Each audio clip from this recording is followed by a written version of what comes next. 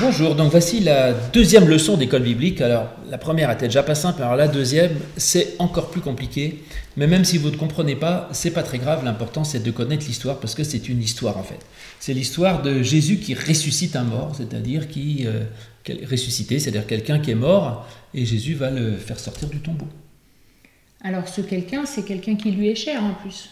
C'est un de ses amis, Lazare, le meilleur ami de Jésus. Alors, la résurrection, c'est pas vraiment une résurrection comme celle de Jésus, hein, parce que Lazare, il est mort, il va sortir du tombeau, mais il va remourir après, alors que la résurrection de Jésus, il vit éternellement dans notre cœur, c'est pas du tout du même ordre. Donc c'est une sorte de réanimation plutôt, mais on appelle ça résurrection aussi. Alors voilà l'histoire, c'est dans Jean au chapitre 11. Le premier verset donc du chapitre 11 nous dit cela. Il y avait un homme malade, Lazare, de Béthanie, village de Marie et de Marthe, sa sœur. Voilà, donc il y a un village qui s'appelle Béthanie, ça veut dire la maison de la grâce d'ailleurs. Et là il y a Marthe, Marie et Lazare qui étaient trois amis de Jésus. Verset 3, un peu plus loin. Les sœurs envoyèrent dire à Jésus, « Seigneur, voici celui que tu aimes est malade. » Ok, donc Lazare est malade, dont acte. Après, on saute un petit peu, il se passe plein de trucs, et on en arrive au verset 17 qui montre que sa maladie, elle n'a pas très bien tourné. Jésus, étant arrivé, trouva que Lazare était déjà depuis 4 jours dans le sépulcre. Donc Lazare est mort. Oui, le sépulcre, c'est une tombe. Hein. Le sépulcre, c'est le tombeau, c'est ça, et donc il est déjà mis dans la tombe depuis 4 jours. Donc il n'est pas très bien parti, ce cher Lazare. Et on en saute un petit peu, on viendra tout à l'heure, on arrive au verset 35. Jésus pleura. Stop. Jésus pleura, 2 mots, le verset le plus court de toute la Bible. En français en tout cas. Et touchant. C'est touchant ? Pourquoi ? Parce que ça n'arrive pas souvent qu'il pleure, je crois. Non. Il a pleuré combien de fois dans la Bible ? Il pleure à Gethsémane, là il n'est pas très très content quand il va mourir, mais sur les autres, il pleure aussi sur Jérusalem. Mais c'est là où il pleure sur son ami. Donc c'est un verset le plus court et c'est extrêmement important, tu as raison, d'abord parce que c'est touchant. Ça donne une image très humaine de Jésus, c'est-à-dire que Jésus, c'est pas une sorte de surhomme au-dessus, indifférent à tout, il a son ami qui est mort et il pleure. Ben voilà, donc on peut pleurer quand on perd un ami ou un proche, il n'y a pas de honte à ça. Et puis voilà, donc c'est... Effectivement, moi je trouve que c'est effectivement un verset à la fois le plus court et un verset d'une extrême importance. Ensuite. Sur quoi les Juifs dirent, voyez comme il l'aimait. Oui. Et quelques-uns d'entre eux dirent, lui qui a ouvert les yeux de l'aveugle, ne pouvait-il pas faire aussi que cet homme ne mourût point ? Bonne question, puisque c'est vrai qu'on nous montre souvent dans la Bible Jésus qui guérit des malades, guérit des aveugles, des lépreux, des paralytiques et tout ça. Donc ils se disent, puisqu'il fait plein de merveilles, pourquoi il ne pourrait pas empêcher cet homme de mourir ? Surtout que c'est son ami, donc... Oui, donc là, ça, vous savez, c'est une très grande question. C'est quoi toutes ces guérisons dans l'évangile ? Est-ce que Jésus est capable de faire tout et n'importe quoi ? La réponse est non.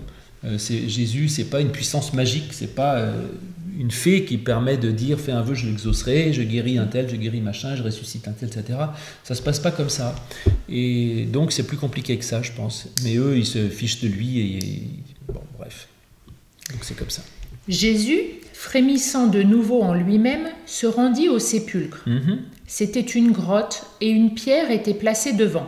Oui, parce que c'était une grotte et on roulait une grosse pierre ronde pour fermer l'entrée, fermer la porte. C'est comme ça aussi que Jésus a été enterré d'ailleurs. Verset 39. Jésus dit, ôtez la pierre. Marthe, la sœur du mort, lui dit, Seigneur, il sent déjà, car il y a 4 jours qu'il est là. Ouais, détail très agréable. Hein. Jésus lui dit, ne t'ai-je pas dit que, si tu crois, tu verras la gloire de Dieu ? Ils ôtèrent donc la pierre du lieu où le mort était couché, et Jésus leva les yeux en haut et dit, Père, je te rends grâce de ce que tu m'as exaucé. Bon, on saute le 42, 43. Ayant dit cela, il cria d'une voix forte, Lazare, sors ! Et le mort sortit, les pieds et les mains liés de bandes et le visage enveloppé d'un linge. Jésus leur dit, déliez-le et laissez-le aller. Voilà la résurrection de Lazare. Donc Lazare qui était enterré dans son tombeau, il est mort, et Jésus arrive, il dit Lazare sort du tombeau avec ses bandelettes. Alors qu'est-ce qu'on fait de cette histoire? Bah oui, parce que ça m'avance pas beaucoup de savoir qu'autrefois Jésus a peut-être ressuscité un ami, mais qu'est-ce que ça peut vouloir dire pour moi aujourd'hui? Qu'est-ce que ça m'apporte? Tu pourrais peut-être y croire comme ça, tel quel. Comme un conte de fées? Ah oui, c'est vrai que c'est ce qu'ils me disaient les enfants. Alors, est-ce que c'est vrai les contes de fées? Je dis, c'est vrai dans les contes de fées. Mais surtout, non, le problème, c'est que, est-ce que Jésus a vraiment ressuscité Lazare ou pas? C'est une vraie question. Et certains disent, oui, Jésus, c'est le Fils de Dieu, donc il fait tout ce qu'il veut. S'il veut ressusciter un mort, il ressuscite un mort. Et il y en a d'autres qui disent, moi, je pense que c'est une parabole, c'est une image, ou peut-être que Lazare n'était pas vraiment mort, il y a peut-être un truc, quoi, autrement dit.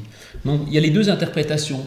Et on vous a dit à la leçon d'avant que Jésus nous ouvrait des portes. Là, on nous ouvre des portes. Donc il y a deux portes. Soit vous dites oui, Jésus il ressuscite vraiment les morts, s'il le veut. Soit vous dites il n'était pas vraiment mort et Jésus il a juste compris que Lazare n'était pas tout à fait mort. Ça arrive. Donc vous avez, et que par conséquent, il faut lire le récit comme une image, comme une parabole en fait. Et surtout, qu'est-ce que ça peut nous apporter? Alors ça m'intéresse beaucoup parce que l'idée quand même de tout texte biblique, c'est comme dans les paraboles, de se dire ce texte, c'est pas une histoire ancienne, c'est l'histoire de ma vie. Donc Lazare, c'est toi, c'est moi, c'est nous. Et en fait, ce texte explique ce que Jésus peut faire dans nos vies. Or, aujourd'hui, Jésus ne ressuscite pas nos morts. Si nos parents, nos grands-parents meurent, Jésus ne les fait pas sortir du tombeau. Donc il ne faut pas croire que la bonne nouvelle de l'Évangile, ce serait que Jésus pourrait faire sortir les morts des tombeaux.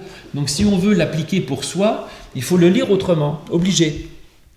Donc il faut essayer de l'interpréter dans un sens figuré. Qu'est-ce qui en moi est mort, par exemple? Oui, le lire comme une parabole, en fait, c'est ça, en fait.